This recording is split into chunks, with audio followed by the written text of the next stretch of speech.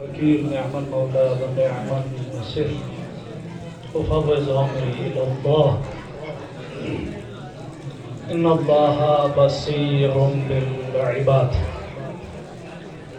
ثم الصلاة والسلام على سيدنا ومولانا ومولى الكونين جد الحسن والحسين أعني أبي القاسم مصطفى محمد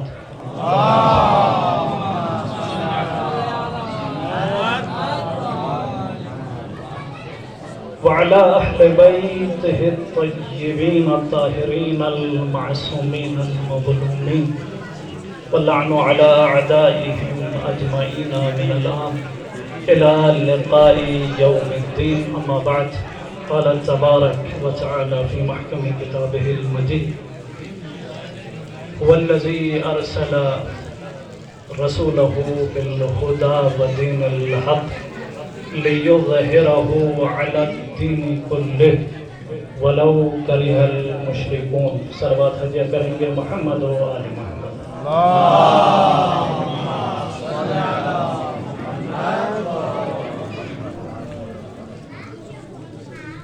میرے انتہائی لائق احترام علماء کرام، بزرگان قوم و ملت، آپ سے کسب تکلیف کرتے ہوئے آپ کا سکھایا، آپ کا پڑھایا، آپ کا سنایا، آپ تک پہنچانے کے لیے چند دقائق مزاحم ہوں، اس کے بعد آپ کی زحمتیں تمام ہیں. صاحبان علم کا مجمع ہے، پڑھے لکھے لوگوں کا مجمع ہے. ایک ادنا سا طالب علم بارگاہ سیدہ میں ان کے فرزند کی جشن پڑھنے والوں میں اپنی فہرست جمع کرنے اور اپنا نام لکھنے کے لیے مجھ سے کوئی اور مقصد اور مراد میری نہیں ہے.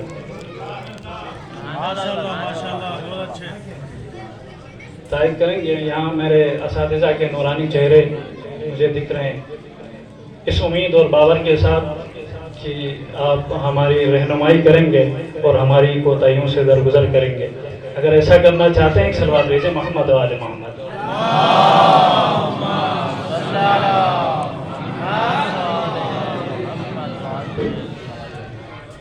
اذان گرامی قدر، ماہ شعبان المعظم ماہ بندگی و عبادت ہے، ماہ مناجات و استغفار ہے،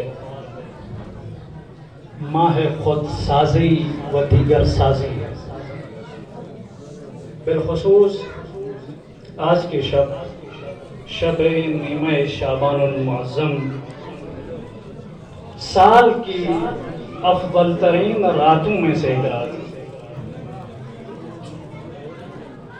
امام صادق صلوات اللہ وسلام علیہ سے روایت ہے کہ امام باقر سے سوال ہوا: فرزند رسول، نیمہ شعبان کی شب کے فضائل کیا ہیں، فضیلت کیا ہے؟ آپ علیہ السلام نے ارشاد فرمایا: نیمہ شعبان کی رات شب قدر کے بعد سال کی تمام راتوں میں افضل ترین رات ہے. خداوند متعال، یہ فرمان امام معصوم ہے، خداوند متعال آج کی شب اپنے فضل و کرم کو اپنے بندوں پر نازل فرماتا ہے. نزول فضل خداوندی کی رات، آج کی رات بہت عظیم ہے. اور امام نے فرمایا خداوند متعال آج کی شب اپنے بندوں کو بخش دیتا ہے اور معاف فرماتا ہے. یہ وہ رات ہے، اس کا مقام اتنا بلند ہے کہ خلاق دو عالم اپنی ذات کی قسم کھاتے ہوئے اس رات کے متعلق ارشاد فرماتے ہیں کہ جو بھی آج کی رات مجھ سے جو مانگے، کوئی بھی انسان آج کی شب مجھ سے جو بھی طلب کرے گا اسے میں وہ عطا کروں گا، اسے میں وہ دے دوں گا، سوائے طلب معصیت و گناہ کے، سب میں عطا کرو. اگر آپ آج پروردگار کے برکات سے مستفید ہونا چاہتے ہیں صلوات بھیجیں محمد و آل محمد. ایک گلاس پانی کا اگر مل جائے.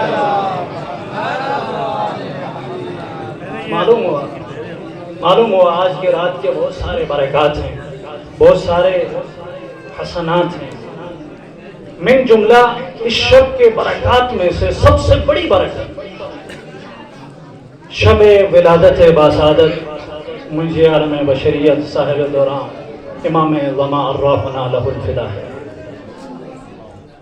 جو کہ 255 ہجری شب نیمہ شعبان وقت سحر شہر سامرہ میں واقع, جس کی وجہ سے کیسی ولادت کہ جس کی وجہ سے آج بھی زمین اپنی جگہ پر کھڑی ہے.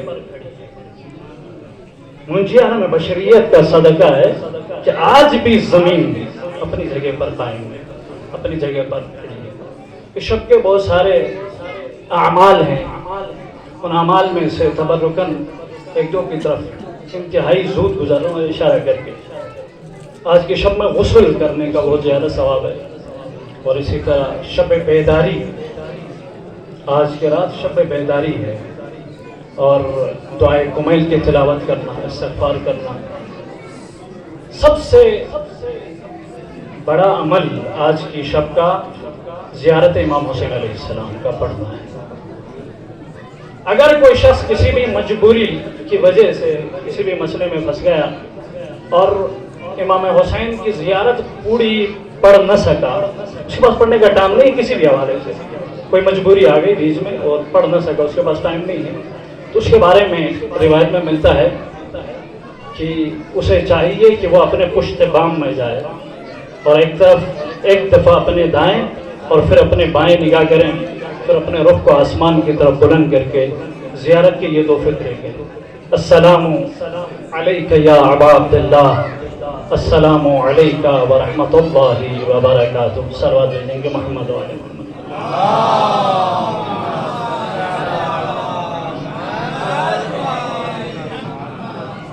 یہ ایک تمہیدی گفتگو آج کی شب کے حوالے سے, اس کے برکات, اس کے حسنات کے حوالے سے. میرے انتہائی لائق احترام سننے والوں, آج کی اس جشن میں جس عنوان پر میں آپ سے سیکھنے کی کوشش کروں گا, وہ عنوان میرا ٹھہرا نظریہ مہدویت کے بنیادی ارکان. اس عنوان پر انتہائی اختصار کے ساتھ 4 باتیں آپ سے سیکھنے کا بہانہ بنا کر آپ سے اجازت چاہوں گا. مہدویت کے, آپ سب مستحضر ہیں, سب کے علم میں ہیں, مہدویت کے 3 بنیادی رکن ہیں. اگر مہدویت کو ہم سمجھنا چاہیں, خلاصہ کرنا چاہیں, تو ان 3 چیزوں کو سمجھنے کی ضرورت ہے. انشاءاللہ ہمیں مہدویت سمجھ آ جائے گی. اگر کل مہدویت جو کہ ایک سمندر ہے نہ سمجھ میں آئے تو کم سے کم خلاصہ مہدویت ہمارے ذہن میں آ جائے گا. وہ 3 ارکان مہدویت کے, پہلا رکن غیبت ہے, اور دوسرا انتظار, اور تیسرا رکن ظہور. ہمیں ان 3 ارکان پر توجہ دینے کی ضرورت ہے. انتہائی اختصار کے ساتھ ان 3 ارکان پر مختصر روشنی ڈال کے آپ کی ذہن میں دماغ کریں. غیبت اگر سننا چاہتے ہیں, پریشان نہیں ہیں, تو ایک صلوات اور حضرت اکرم محمد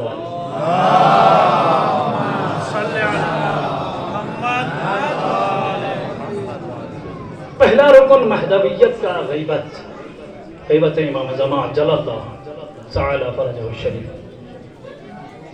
غیبت امام زمان, علماء کی تالیفات میں غیبت امام زمانہ کا جو معنی تصور ہوتا ہے, تصنیفات علماء میں سے 2 طرح کے معنی علماء نے غیبت کے فرمائے ہیں. 2 طرح کے معنی غیبت امام کے علماء نے کیے. معنی اول غیبت امام زمان کا, جس میں مبارک امام زمانہ کا ہماری ان ظاہری آنکھوں سے اوجھل ہونا غیبت کہلاتا ہے. جسم مبارک آپ سے سیکھنے کا مرحلہ ہے، آپ مجھے سکھائیں گے، یہ اسی لیے یہ عنوان ہی کچھ ایسا ڈسکس کیا، استفادہ کرنا چاہتے ہیں۔ جسم پہلا معنی غیبت کا، جسم مبارک امام زمان اجل اللہ تعالی فرجہ الشریف کا پنہان ہو جانا، پردے میں جانا، چھپ جانا۔ ہماری ظاہری آنکھوں کو امام کا جسم نظر نہیں آتا، ظاہری آنکھوں سے امام کا پوشیدہ ہو جانا، اوجل ہو جانا غیبت کہلاتا ہے۔ یہ غیبت اسی معنی کو تھوڑا مزید تفصیل دینے کی کوشش کر رہا ہوں۔ یہ غیبت کا معنی جو جسم امام کا غائب ہونا غیبت سے مراد ہے، پروردگار کا معجزہ ہے۔ پروردگار کا معجزہ ہے کہ آپ علیہ السلام اسی عالم شہود میں، اسی عالم ظاہر میں، عالم ملک میں تشریف فرما، کسی اور عالم میں آپ نہیں چلے، اسی عالم شہود میں آپ علیہ السلام ہیں، جہاں میں اور آپ زندگی کر رہے ہیں، جہاں میں اور آپ بس رہے ہیں۔ امام علیہ السلام بھی اسی عالم ملک میں ہمارے ساتھ زندگی کر رہے ہیں، پر ہماری نگاہیں امام کو دیکھ نہیں سکتے۔ امام ہمیں دیکھتے ہیں، ہم امام کو دیکھ، ایک جو غیبت کا معنی ہے کہ ہم امام کو دیکھ نہیں سکتے ہیں۔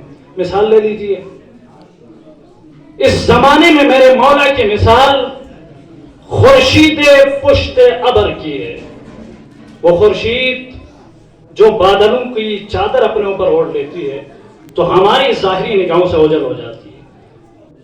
خورشید ہوتی ہے، دن ہوتا ہے، ظاہر ہے خورشید یعنی سب سے بڑی نشانی دن پر خورشید ہوتی ہے، پر نظر نہیں آتی ہماری ان ظاہری آنکھوں کو، اس لیے کہ بادلوں کی چادر اوڑھی ہے، بادلوں کے پیچھے چھپ گئی ہے۔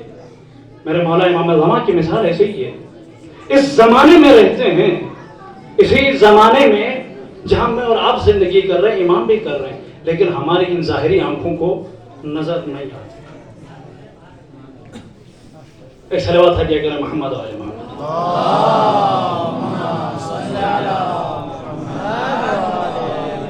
اس بات پر تائید ہم کیا پڑھتے ہیں دعائے ندبہ میں؟ بنفسی انت مغیب لم یخلو منا، میری جان قربان اس پردہ نشین پر جو غائب ہیں پر ہمارے درمیان ہیں، ہماری جانیں قربان ہو اس پر، ہمارے درمیان ہیں پر غائب ہیں، یعنی ہماری آنکھوں کو نظر نہیں آتے ہیں۔ روایت کا دوسرا فطرہ کسی اور مقام میں معصوم سے ملتا ہے، لا یرا جسمہ، امام کا جسم نظر نہیں آتا۔ پہلا معنی غیبت کا جو علماء کی تصنیفات اور تالیفات سے استفادہ ہوتا ہے، وجود مبارک جسم ظاہری امام زمان ہماری ظاہری آنکھوں سے اوجھل، یہ غیبت کا ایک معنی علماء نے جو اپنی کتابوں میں کیا ہے۔ دوسرا معنی، البتہ یہاں ایک منٹ کے لیے مرحلہ فکر ہے، تھوڑی دیر کے لیے آپ کو روک رہا ہوں، اس کے بعد آگے۔ آیا یہ ممکن ہے کہ ایک شے وجود رکھتی ہو، ایک چیز ہو اور وہ نظر نہ آئے؟ جیسے کہ ہم نے ابھی امام کے بارے میں کہا، امام ہیں، اسی عصر میں ہیں، اسی زمانے میں جب میں اور آپ رہتے ہیں اور نظر نہیں آ رہے۔ آیا یہ ممکن ہے کہ ایک چیز ہو، وجود رکھتی ہو، لیکن نظر نہ آئے؟ جی، جواب جی ایسا ہے، ایسا ہو سکتا ہے، اور یہ ممکن ہے، سابقہ بھی رکھتا ہے۔ مثال کے طور پر جیسے ہوا ہے شب ہجرت، کتابوں میں یہ بات واقعہ آپ کو ملے گا۔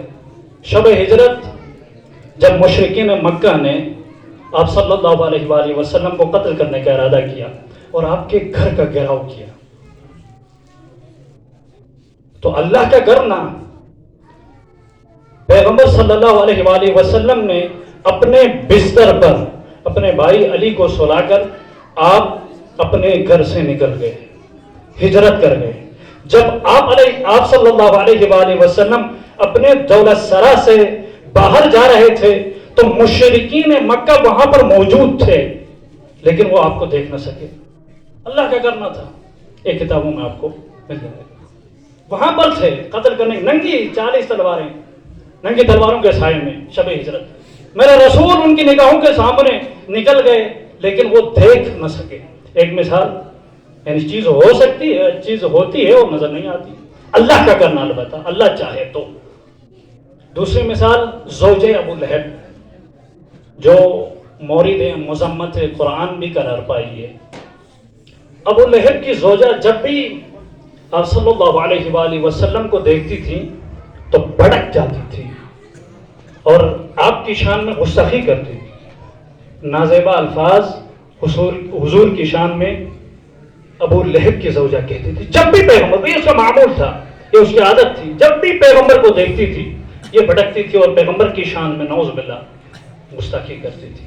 ایک دن پیغمبر اپنے اصحاب کے ساتھ کسی جگہ میں تشریف فرما تھے, وہاں سے اس عورت کا گزر ہوا. ابو لہب کی زوجہ وہاں سے گزری اور اس دن اس نے پیغمبر کی شان میں گستاخی نہیں. اور یہ مرحلہ اصحاب کے لیے جائے تعجب تھا, کیونکہ اس کا سابقہ تھا, اس کی عادت تھی, جب بھی پیغمبر کو دیکھتی تھی وہ گستاخی کرتی تھی. آج اس نے کچھ نہیں کہا تو اصحاب نے کہا یا رسول اللہ, تعجب کر کے پوچھا یا رسول اللہ یہ کیسے ممکن ہو سکتا ہے, آج تو معجزہ ہو گیا, اس نے آپ کے لیے کچھ نہیں کہا اور نکل گئی. رسول اللہ صلی اللہ علیہ وآلہ وسلم نے فرمایا آج اللہ نے اس کی آنکھوں میں میرے متعلق پردہ ڈالا. یعنی آج اللہ کا کرنا یہ تھا کہ اس نے مجھے نہیں دیکھا. بڑے مجمع میں پیغمبر تشریف فرما ہے, اصحاب کو دیکھا لیکن پیغمبر کو اس نے نہیں دیکھا. تو یہ ممکن ہے کہ ایک ہو اور نہ دیکھے. پہلا معنی غیبت کا یہ کہ وجود مبارک امام علیہ السلام اسی عصر میں, اسی زمانے میں جہاں اور آپ رہتے ہیں, اسی جگہ میں, اور ہمیں آپ کا جسم مبارک نظر نہیں آتا, آپ ہمیں دیکھتے ہیں, ہم آپ کو دیکھ نہیں سکتے. دوسرا جو معنی غیبت کا کیا ہے وہ یہ ہے کہ آپ علیہ السلام کا ناشناختہ ہونا.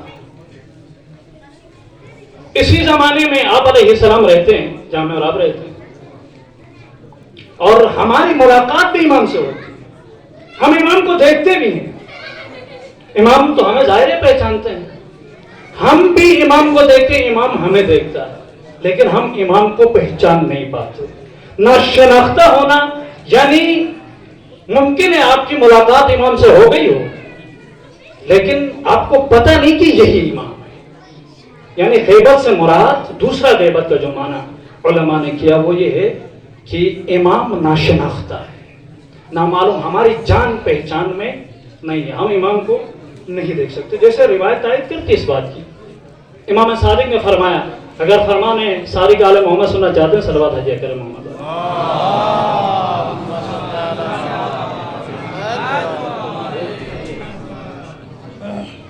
امام صادق نے فرمایا امام عصر, امام زمان, مہدی موعود دوران غیبت لوگوں کی محافلوں میں اور اجتماعات میں آئیں گے.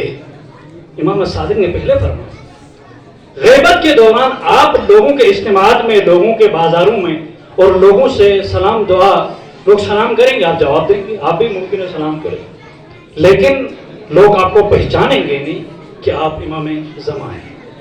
ایک بات یہ, اور دوسری بات غیبت کے اس معنی کی تائید آیت قرآن کا ہے.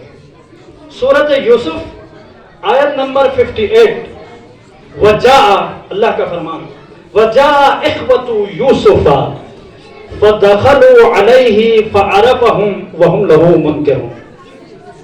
جب قحط نے کنعان کو اپنی لپیٹ میں لیا اور برادران یوسف گندم کے غرض سے مصر آئے, وجاء اخوۃ یوسف, جب یوسف کے بھائی آئے, فدخلوا علیہ, یہ داخل ہو گئے یوسف کا, یوسف سے ملے, یوسف تک پہنچے, فعرفهم, تو یوسف نے انہیں پہچانا. عرفہ کے اندر ضمیر یوسف, ہم بھائی, یوسف نے انہیں پہچانا, وہم لہو منکرون, اور یہ یوسف کو پہچان نہیں. ہمارے زمانے کے یوسف کی مثال بھی ایسے ہی ہے, جسے ہم نے 1200 سال پہلے گم کر دیا ہے, گما دیا ہے, بڑا عرصہ گزر گیا, نہیں معلوم ہم کیسے زندگی کر رہے ہیں. ہمارے زمانے کا یوسف بھی اسی معاشرے میں, اسی زمانے میں ہیں اور ہم سے ملتے ہیں, لیکن ہم یوسف کو, ہمارے زمانے کے یوسف کو پہچان نہیں پاتے. جس طرح یوسف کے بھائیوں نے اپنے بھائی یوسف کو نہیں پہچان سکے۔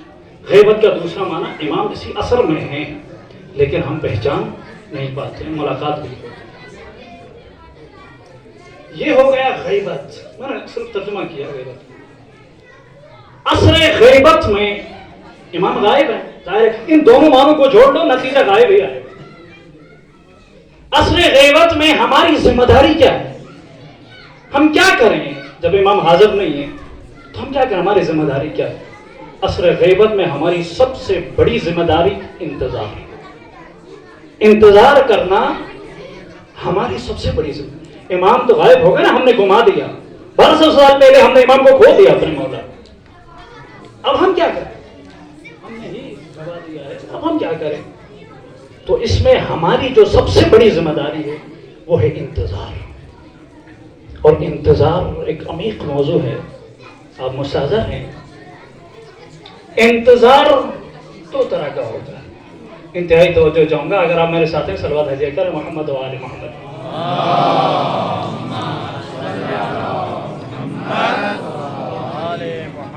بس انتظار پر اجمالی گفتگو، پھر تیسرا رکن ظہور پر ایک بات آپ کی ذمہ دے دوں۔ انتظار دو طرح کا ہوتا ہے، ایک انتظار مسئولانہ ہے، اور ایک انتظار غیر مسئولانہ۔ دو طرح کے انتظار ہوتے ہیں۔ انتظار غیر مسئولانہ فقط، انتظار غیر مسئولانہ کسے کہتے ہیں؟ انتظار غیر مسئولانہ فقط نظارہ کرنے کو کہتے ہیں، فقط نظارہ کرنا، یعنی آنے والے کے، جس کے منتظر ہیں، منتظر کے استقبال میں کچھ نہ کر کے فقط اس کی راہ کو تکتے ہوئے بیٹھنے کو انتظار کہا جاتا ہے۔ ایک انتظار کا معنی یعنی انتظار معذرت کے ساتھ غیر مسئولانہ، انتظار غیر مسئولانہ، آنے والے کی راہ دیکھتے ہوئے بیٹھے، کوئی اقدام نہ کرے، کوئی کام نہ کرے، وہ آئے گا وہیں کرے گا، ہم کچھ نہیں کر سکتے۔ یہ سمجھنا انتظار غیر مسئولانہ یعنی یہ کہ یہ سمجھنا میں کچھ نہیں کر سکتا، جو کچھ کرنا ہے آنے والے نے کرنا ہے، بس ہاتھ پہ ہاتھ دھرے منجی کے راہ تکتے ہوئے بیٹھنا، یہ انتظار غیر مسئولانہ ہے۔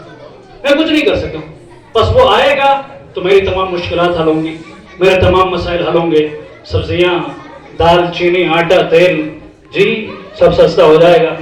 اس دور میں بہت مشکلات تھی غیبت میں، تو بہرحال امام آئیں گے تو یہ سب سستے ہو جائے گا، میں خریدوں گا، پیٹ بھر کے کھاؤں گا۔ یہ غیر انتظار ہے، یہ انتظار بھی ہے تو اپنی سبزی کے لیے انتظار کر رہا ہے، دال چینی کے لیے انتظار کر رہا ہے، یہ انتظار ہے غیر مسئولانہ۔ وہ آئے گا سب کچھ حل کرے گا، میں بیٹھ کے کھاؤں گا، ظاہر ہے سب کچھ مل گیا نا، بڑے سستے دام میں اسے ملا، یہ انتظار غیر مسئولانہ۔ اور ایک ہے انتظار مسئولانہ، اور یہ انتظار مسئولانہ در واقع انتظار فرج ہے۔ انتظار مسئولانہ ہی انتظار فرج ہے، زمانہ کا انتظار مسئولانہ ہے۔ انتظار مسئولانہ یعنی یہ نظر سے، انتظار مادہ نظر سے، انتظار مسئولانہ، اس انتظار مسئولانہ میں منتظر کی نگاہیں منتظر پر جمی بھی ہوتی ہے، منتظر کی نگاہیں منتظر پر ٹکی ہوئی ہوتی ہے، منتظر کو مد نظر رکھتا ہے، ایک منٹ کے لیے بھی، ایک لحظے کے لیے بھی منتظر کی نگاہ منتظر سے ہٹتی نہیں ہے۔ اپنی نگاہوں کو منتظر کی راہ پر، ہدف پر ٹکا کر رکھنا انتظار مسئولانہ کہلاتا ہے۔ صلوات حاضر کریں محمد و آل محمد۔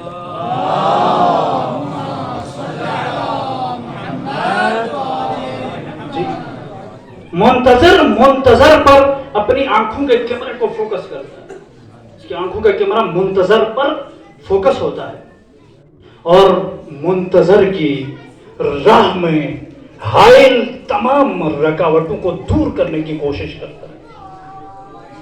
انتظار مسئولانہ، منتظر کی راہ میں جتنی بھی رکاوٹیں، ان رکاوٹوں کو برطرف کرنے کی کوشش کرتا ہے، اور یہ وہ انتظار ہے، انتظار مسئولانہ وہ انتظار ہے جو ہمراہ بعمل हमरा با साई कोशिश तलाश, हमरा बा उम्मीद गुशाइश, हमरा बा इक़दाम, हमरा बा इनकलाब हुआ करता है। और यही दरवाज़े इंतजार फरज हैं, और यही इंतजार है, इंतजार मसूला नहीं, यही इंतजार है जो बशरियत को नाउमीदी और यास से निकाल देता है। और ये ज़माना, इसकी मैं मिसाल दूँ इस इंतज़ार की, इंतज़ार मसूलाने की। ज़ान ग्रामी कदर अब ये कुछ तमसीली में गुफ्तगू करने की कोशिश कर रहा था, दामन वक्त में गुंजाइश नहीं है। अब अगर आप राज़ी हैं, ज़ाहिर उलमा का मजमुआ है, सुनने में तो थकते हैं, ये एक हकीकत है, क्योंकि आपके इल्म में ये सारी बातें हैं, यानी एक किस्म का भेजा हो रहा है ये बातें। तो बहरहाल मैं कोशिश कर रहा था, तमसीली गुफ्तगू शायद मुश्किल लग रहा है। इंतज़ार दो तरह का, मसूलाने गैर मसूलाने, थोड़ी तोज़ी देने की कोशिश की। मिसाल ले लीजिए, हाजी गया हाजी करने, ये वापस पलट रहा है, आपने खुद जज करना है, आपने खुद देखना है आपका इंतजार कौन सा इंतजार, नतीजा आप देंगे मैं नहीं दूंगा। हाजी जाता है हज करने, और हज तमाम करके एहराम हाजी बांध के हाजी कर ली, लब्बैक अल्लाहुम्मा लब्बैक, अब पलट के आए हैं। इस हाजी के दो तरह के लोग इंतजार करें, इंतजार मसूलाना, इंतजार करें, जेल में रहे, इंतजार समझाने की कोशिश कर रहा हूँ, आपसे मदद लेते हो। हाजी आ रहे हैं वापस, अब इसके दो तरह के लोग इंतजार करें, एक उसके रिश्तेदार, हमसाया और घर वाले, रिश्तेदार, हमसाया और मोहल्ला वाले, दूसरे उसके घर वाले। जी, एक हमसाया, रिश्तेदार, मोहल्ला वाले और दूसरे घर वाले, ये दो तरह के लोग हाजी के इंतजार।